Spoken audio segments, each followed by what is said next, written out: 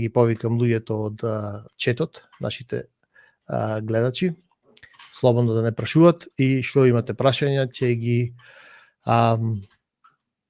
одговориме. Значи, еве, и без да одлагаме понатаму, да му посакаме добро вечер за Кастриот Реджепи на нашиот стрим. Добро вечер, Кастриот. Дали се слушаме? Bir Begges, Мистер Колера. Добро вечер. Много приватно се осеќам во вашето гостовање. Не си во бункерот? Не. Не, лоша информација. Ја. Јас сум на едно тајна локација која кореспондише со моје име. Каст Рио де Жанеиро. Значи, а како сум доваѓал таму, имаме еден час пред ваши гледалци да објаснуваме и зашто и како е то било. Нешто око мнозинство и само на почеток да кажем да поздравljam ваша публика.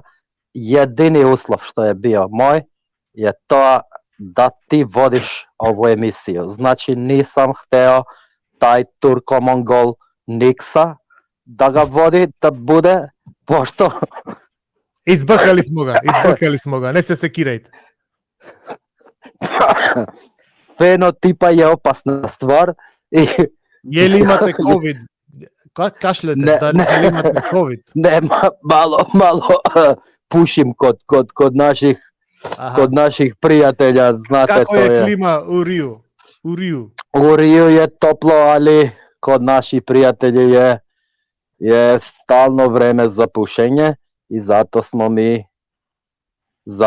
ми ту на сунчање мало да размислиме око новог парламентарног мнозинства. Добро.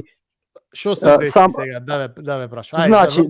Значи да почнеме из почетка, како што е реда. Ми смо преговарали со господином Христијаном Муковском. И тоа се деси. Мислите Мицковски?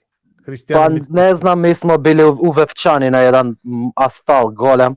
И прво нешто што ме импресионисало е да е господин Христијан врло висок, а да е господин Апасијав некултуран. Јас сам му рекал кад сам ушao у тај ресторан увевчан, јас сам рекал здраво господине Христијан, иако немате ви баш муслиманско френдли име, ми ćemo да направиме коалициш со вас. И онда сам се поздравио со господином Апасијев. И што е рекал Димче? Јас сам му рекал здраво, јас сам Кастрио. А зашто ти не устанеш кад се поздрављаш? И он каже, па устао сам господин Кастрио. Јас сам сватио да е он врло мал. Ишголјав, да. И онда смо се ту договарали ко ќе ко министарство. Мени е паднало Министарство за пољопривреду, јер сам, рекли су ми таква фаца имаш, Кастрио. Значи ти си само за пољопривреду. И све е то поминуло у најболjem реду. Поделили смо министарства, 61, мнозинство, све. И идем ја куќи у мој БМВ. Кад стижем пред куќу, неко ми стави неко црну, оно, како се зове, вреча на главу. И стави ме у нека друга кола. Ја у том моменту, господине Перо, јас сам се много препаднуо да можда ме носе у неку модуларну болницу да ме лече. Таму знаш како е опасно ових дана у тим модуларним болницама. И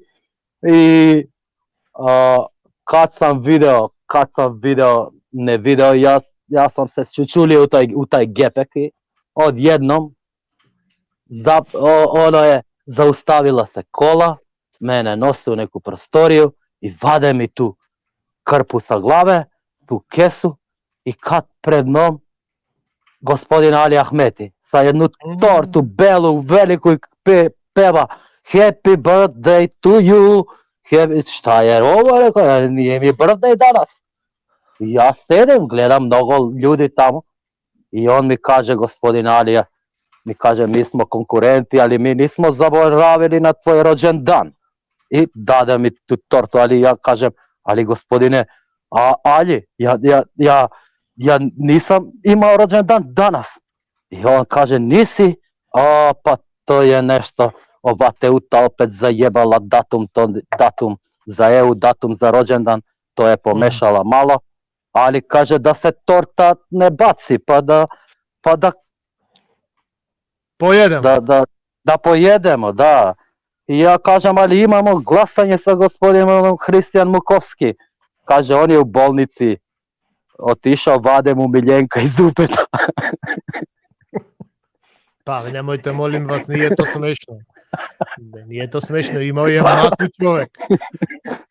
Pa maku je imao. Meni je bilo smešno. I znaš, to je bila bela torta, znaš ja kako sam slab na belo. I onda uzmemo sa gospodinom Alijom, na šećer mislim, belo šećer. I uzmemo da jedemo. Da, u prahu. I uzmemo sa gospodinom Alijom da jedemo i onda me zaboleo malo stomak. I on kaže, ajde, kaže, sada idi da glasaš protiv nas, da budemo mi malo opozicija, dosadno ovo sve. I ja kažem, dobro, idem, ali kaže gospodin Ali, vika, pa mi smo ti poklon kupili. Pa kakav poklon, bre, gospodin Ali? Pa za ovaj rođendan što smo promašili, šta je poklon?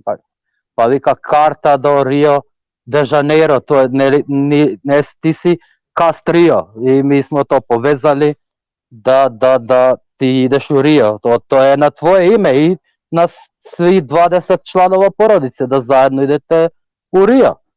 I kad sam to vidio, ja se javim na moje nuse i onda mu kažem da li idemo u Rio, da li da pravimo množinstvo. I ona mi kaže, šta ti je palo tebe? Koja ministarstva? Poljoprivreda. Kaže, mi smo naši poljoprivredni, imamo doma poljoprivredu, ne treba ti to, idemo u Rio. I tako otido smo u Rio i tamo nemamo roaming, isključeni nam se telefoni i to je bilo, nema nekih teorija, zagovor, nešto tako. Tako je bilo sve. I onda mi se javljaju moji... Cela ova stvar, sve velika buka okolo ničemu, a? Da, velika buka, samo malo mi se sipala... Mi se rasipala malo kamera, sad ću malo da se isključim, da se uključim pravo sa moj lik, da ljudi ne veruju da sam ja to. Kao onaj Miljenko kaže... Misle da su Sašo Pangovski koji glumi. Ne, to je pazi dupe sa takvim pederom, neki ja da imam nikakva association, znaš, mi zeto... Ако можете, исклучете се да поправите камерата, а во меѓувреме дали можеме да го добиеме Сашо Панговски да се појави. Сада ću malo da se isključim, pa ću da dođem sa kamerom da vide ljudi, nema laži, nema prevara tu, to je to. Dobro, hvala ve. Za 5 minuta. Za 5 minuta, dobro, hvala. Ok, ajde, čao.